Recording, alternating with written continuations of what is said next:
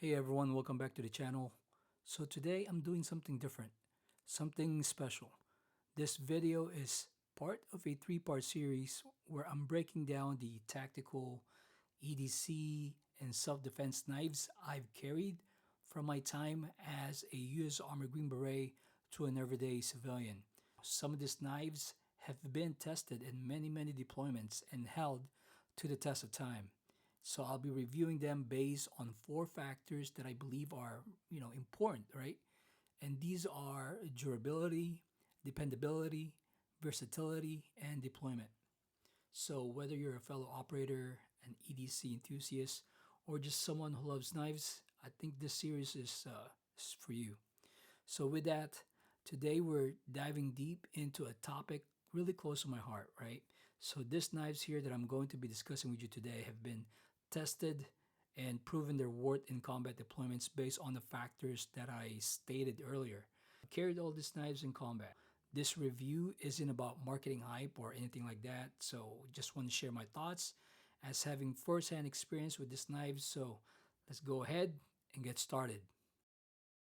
All right, so first up here, we got this solid looking, one of the OGs of the global war on terror fighting knife.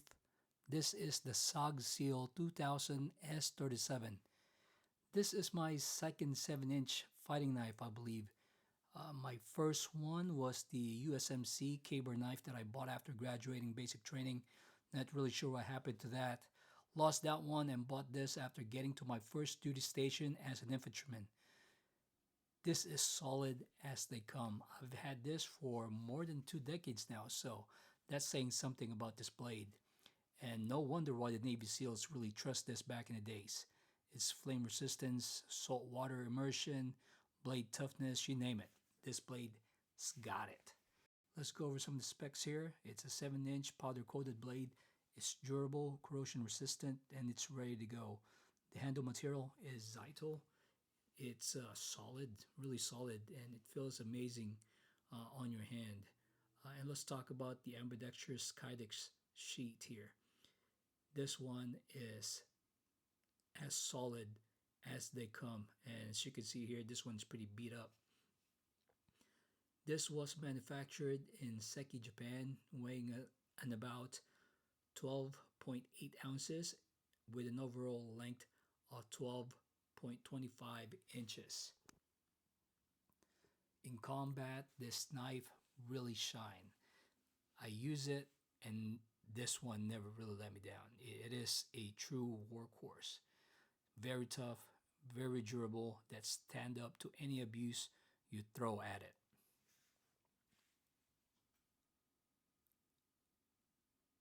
All right, next is the Tops Wolf Pup. Now this little guy may not look like much compared to the Seal 2000, but man, do not underestimate this one. So this is a 1095 high carbon steel blade with a micarta handle. So this knife offers a ton of control and grip. I really like this knife right here since it fits perfectly on my hand. It's compact, really perfect for everyday carry. And this one here was on my belt all the time during my deployments. It fits perfect on most riggers belt, but I had this on my Ronin tactical belt system during my last Afghan deployment. On deployments, this was my go-to for smaller tasks like cutting straps or cutting 550 cords, but I'd say don't limit it to that, okay?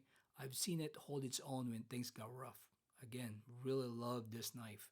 The sheet is functional. You can rotate it. I carried mine horizontally or on a 45-degree angle. This really depends on whether I'm carrying my plate carrier or not. But for a tactical EDC knife, this one's a winner. All right, let's move on to the Tops Grim Ripper here. I think this knife is designed for one thing and one thing only, and that's close quarter combats or CQB. So you can see here, this push dagger is really built like a tank. So it's got this 1/4 inch thick 1095 high carbon steel blade, okay? The micarta handle is incredibly secure even when your hands are wet or muddy, okay? It's not gonna slip. All right, so this design is perfect for thrusting and quick strikes. It's not a tool you'll use for like chopping woods or cutting ropes, but hey, In a pinch, it's exactly what you need for self-defense. The Kydex sheath is versatile. Similar to the Wolf Pup, you can carry it on your belt, your boot, or even strap it to your vest. This one goes to my belt as well, and it replaces my Wolf Pup for missions that involves, CQB missions or enemy raids, okay? All right, now we're going to talk about this Benchmade Special Operation Combatives Program Dagger. This is designed specifically for special operations. This knife is all about speed and accessibility. So you got this fingering right here, and with its lightweight form, it is one of the fastest knives to deploy under stress.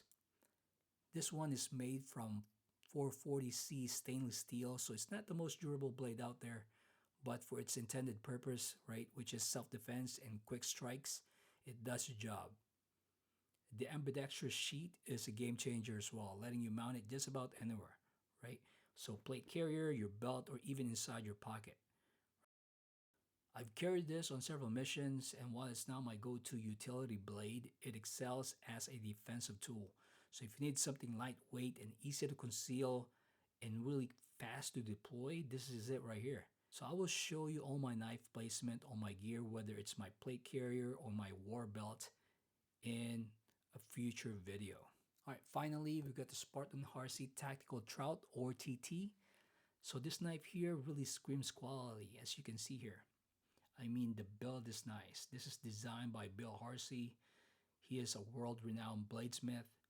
And this one here is made with a Magna Cut steel, really built for strength and longevity. I really love this knife. The ergonomic micarta handle really locks into your hand.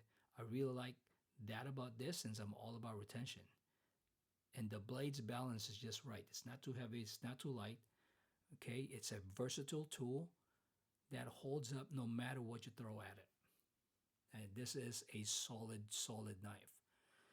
Looking at the sheet, it is well designed, offering multiple carry options, and the retention is spot on. For me, this knife is worth every penny. However, for full disclosure, this knife really stayed in my Contigo box and acted as a replacement if I lose any of my tactical knives. So she didn't really see any actions, but I'm glad she's with me today.